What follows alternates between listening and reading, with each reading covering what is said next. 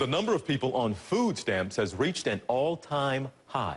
More and more people are going hungry. 1 in 3 Americans live in or near poverty. And suffering hunger in this land of plenty.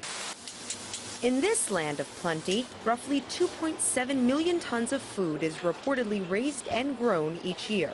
The same country that loves so much to consume calories also loves to waste them. Yeah, this doesn't look like Gio Andolo is a dumpster diver. bread. Instead of paying for food, he rummages through garbage bags on the streets of New York City, Here's another cheese slice. where tons of edible food is thrown out each night. I've never found this many slices of pizza here.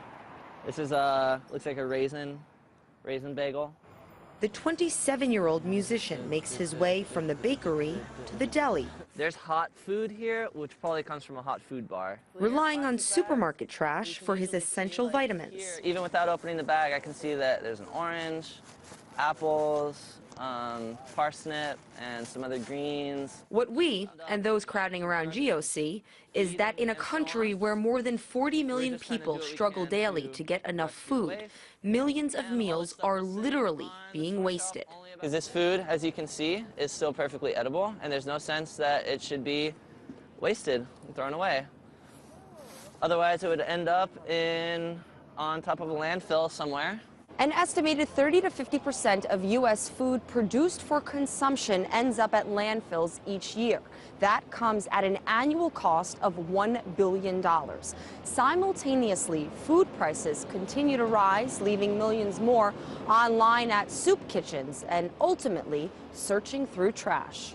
Getting meat for my baby shower tomorrow. The documentary Dive follows filmmaker Jeremy Seifert and his friends in the back alleys and rubbish piles of Los Angeles as thousands of dollars worth of edible food is salvaged. It's a result of our excess. We are a wealthy country and we have excess, and so waste is really necessarily a byproduct of excess, and it's a bad habit of sort of the spoiled rich kid, as it were.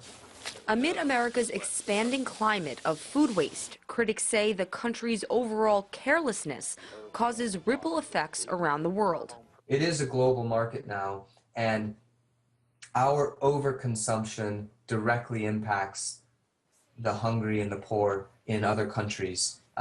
Us taking more than we need and wasting it affects the prices of food, it affects the availability of food. So yeah, I guess it was, why did I make the film? There was a sense of outrage at the injustice of food waste.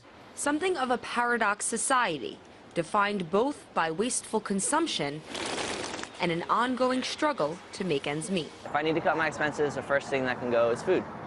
So the question is, why pay for that, which you can get for free? Marina Portnaya, RT, New York.